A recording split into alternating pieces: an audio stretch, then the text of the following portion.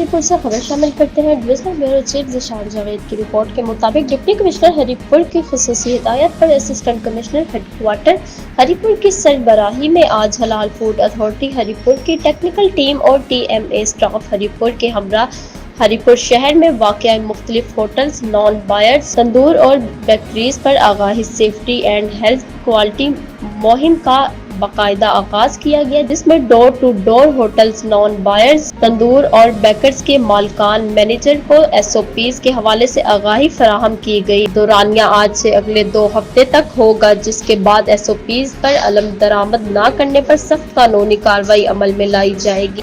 Campaign के दौरान chairman all trader association GT road Haripur भी मौजूद थे।